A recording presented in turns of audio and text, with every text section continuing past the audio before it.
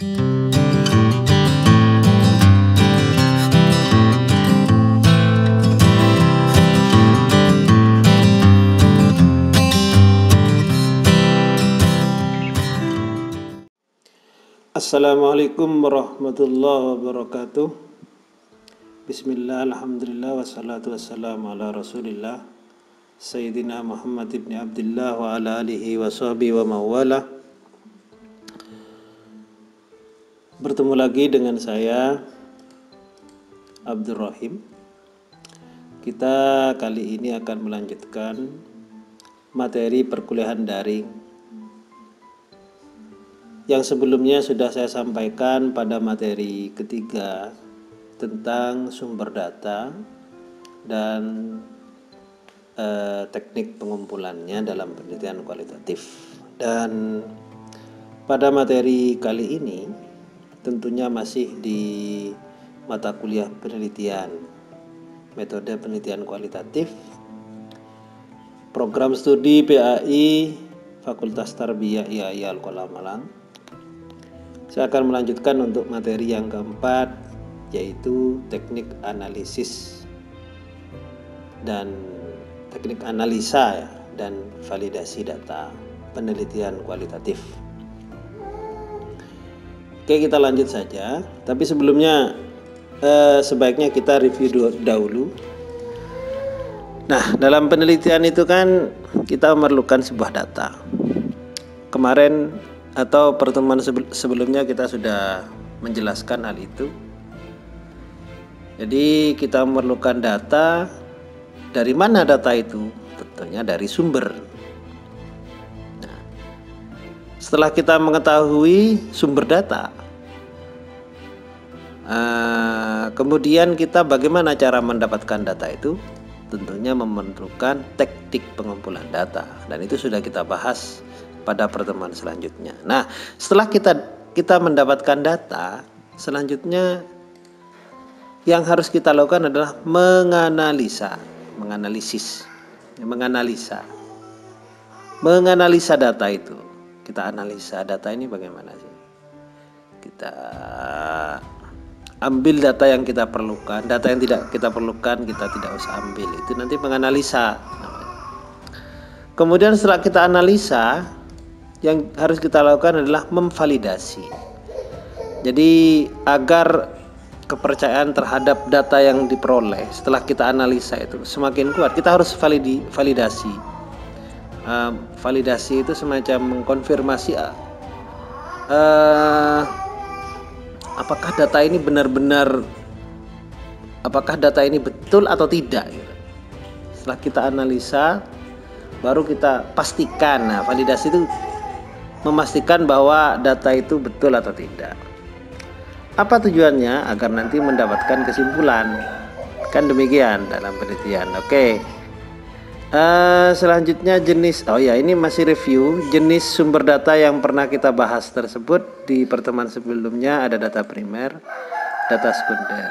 Data primer adalah data yang diperoleh langsung dari subjek penelitian, misalnya dari kepala sekolah, dari murid, siswa. Data sekunder misalnya dari buku-buku yang mendukung teori, atau misalnya data nilai, data kehadiran. Oke. Analisis data. Mungkin akan ada pertanyaan, sebenarnya kapan harus melakukan analisis dalam penelitian? Nah, di sini S. Nasution mengatakan bahwa analisis itu sebenarnya menyeluruh, mulai dari analisis sebelum di lapangan. Sebenarnya peneliti sudah menganalisa, kemudian analisis selama di lapangan, dan analisis setelah di lapangan. Cuman memang yang paling ditekankan dalam penelitian kualitatif khususnya itu analisis data itu dilakukan selama di lapangan. Jadi pada saat proses penelitian. Kemudian mengapa demikian? Sebab analisis data adalah suatu proses atau upaya untuk mengelola data menjadi informasi baru, sehingga karakteristik data menjadi lebih mudah dipahami dan berguna untuk solusi masalah terutama yang terkait dengan penelitian. Jadi begini, Kenapa memerlukan analisis data? Karena ketika kita ingin mengambil data dari sumber data dengan teknik pengumpulan data tertentu, itu kan data nanti banyak.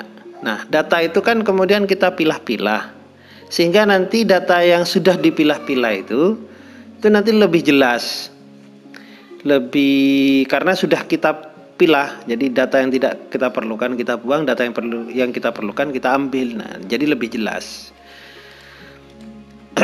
Tekniknya, sementara teknik dalam analisis data itu ada 3 ya, yang paling umum ada 3. Yang pertama adalah reduksi data, yang kedua penyajian data, yang ketiga penarikan kesimpulan atau verifikasi. Reduksi data merupakan bentuk analisis yang menajamkan, menggolongkan, mengarahkan, membuang yang tidak perlu dan mengorganisasi data sedemikian rupa sehingga kesimpulan akhir dapat diambil.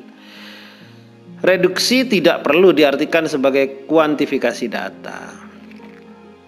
Artinya begini, reduksi data itu seperti yang saya jelaskan sebelumnya. Jadi mereduksi data itu berarti data yang sudah kita ambil dari sumber data itu kita pilih mana yang diperlukan, mana yang tidak, kemudian kita organisasi sedemikian rupa sehingga nanti datanya lebih mudah dipahami. Jadi setelah kita pilah-pilah baru kita sajikan data tersebut. Ini. Jadi setelah mereduksi data baru disajikan data ya. Merupakan kegiatan ketika sekumpulan informasi disusun. Kita susun data-data yang betul ini, data-data yang tidak kita perlukan ini kita buang. Sehingga memberi kemungkinan akan adanya penarikan kesimpulan. Kalau dalam penelitian kuantitatif, penyajian data dapat dilakukan menggunakan tabel. Ada tabel, grafik, yang mana melalui penyajian data tersebut maka data terorganisasikan dan tersusun dalam pola hubungan sehingga akan semakin mudah dipahami. Intinya begitulah, intinya mereduksi data itu kita pilah-pilah, kemudian kita setelah reduksi kita sajikan. Kalau dalam penelitian kuantitatif biasanya berupa tabel, berupa grafik.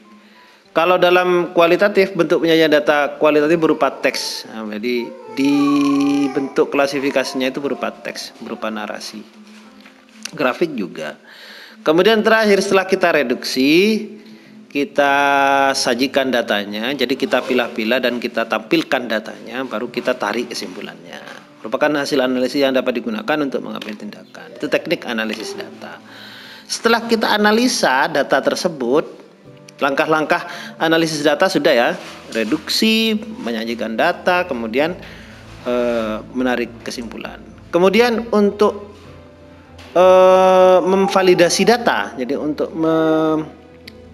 memastikan kebenaran data tersebut bagaimana, atau biasanya kalau di kampus-kampus lain bahasanya menggunakan mengecek keabsahan data. Apa sih validitas data itu? Ukuran atau derajat ketepatan antara data yang terjadi pada objek penelitian dengan data yang dapat diperoleh oleh peneliti. Jadi ada kesesuaian antara dua hal tersebut. Pembagian validitas data. 1. Uji credibility. Yang kedua uji transferability. Yang ketiga uji dependability. Kemudian yang keempat, uji confirmability. Yang pertama, uji credibility atau kepercayaan. Ini terbagi menjadi beberapa macam ya. Yang pertama, yang dapat dilakukan oleh peneliti untuk melakukan uji credibility kepercayaan itu yang pertama bisa menggunakan perpanjangan pengamatan. Jadi lakukan lebih lama lagi dalam meneliti. Kemudian peningkatan ketekunan. Lebih tekun lagi dalam penelitian, tidak hanya lama tapi lebih serius lagi. Kemudian triangulasi, pengecekan data dari berbagai sumber. Triangulasi itu ada berbagai macam. Ada triangulasi sumber, berarti peneliti itu menggunakan sumber lain untuk memastikan bahwa apa yang dilakukan itu benar. Atau kesimpulan dari hasil analisis data itu benar. Jadi lakukan dari sumber yang lain. Betul apa tidak? Oh betul misalnya. Kemudian triangulasi teknik atau metode. Gunakan teknik yang lain. Jadi menggunakan metode yang lain apakah betul hasilnya? Sama. Oh sama, betul berarti. triangulasi teori, atau kalau bisa gunakan teori yang lain. Dilihat dari sisi teori yang lain, betul nggak hasil kesimpulan datanya? Betul loh, betul. Bahkan ada lagi triangulasi waktu. Jadi gunakan waktu yang berbeda. Apakah nanti hasilnya sama? Betul, betul. Nah, itu berarti triangulasi, mengecek keabsahan data. Kemudian termasuk uji credibility, juga melakukan diskusi dengan teman sejawat. Maksudnya dengan orang-orang yang penelitiannya sama. Kemudian analisis kasus negatif. Analisis kasus negatif itu begini,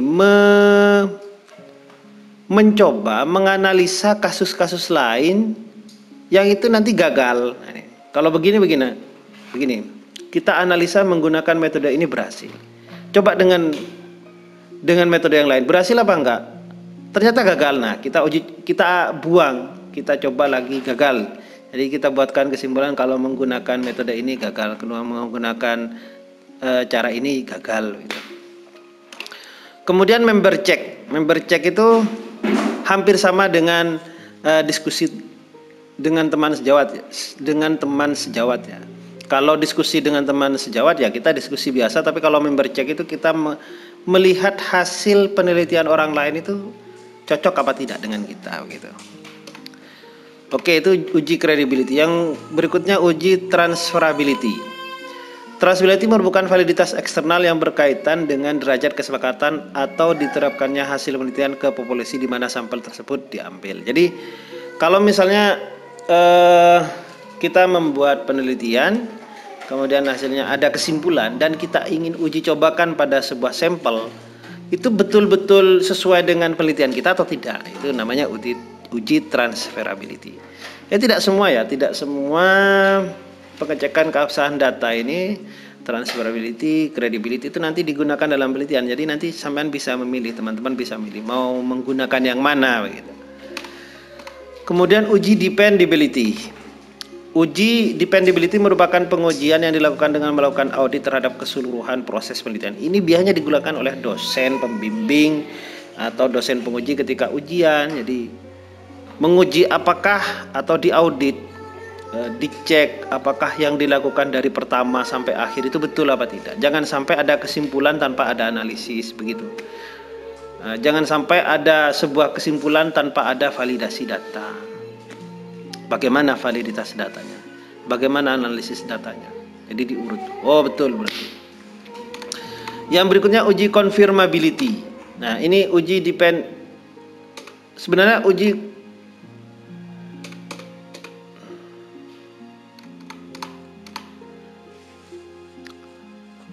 uji confirmability ini maksudnya, bukan dependability sudah. Berarti menguji hasil penelitian. Jadi uji depend ini maksudnya uji confirmability. Jadi yang dimaksud uji confirmability adalah menguji hasil penelitian. Jadi hampir sama dengan uji dependability. Setelah kalau uji dependability itu menguji tahapan demi tahap sehingga nanti ada kesimpulan. Kemudian kalau uji confirmability setelah diuji tahap demi tahap, apakah betul nanti benar-benar kesimpulannya demikian. Jadi hampir sama, tapi mengkonfirmasi saja bahwa apakah betul kesimpulannya. Jadi ini yang terakhir ini bukan uji dependability, tapi uji confirmability. Oke, itu saja teman-teman yang berkenaan dengan materi pada pertemuan keempat ini. Mudah-mudahan bermanfaat dan saya harap teman-teman juga banyak membaca dari berbagai sumber untuk nanti kita diskusi, selanjutnya diskusi di classroom. Itu saja yang bisa saya sampaikan. Assalamualaikum warahmatullahi wabarakatuh.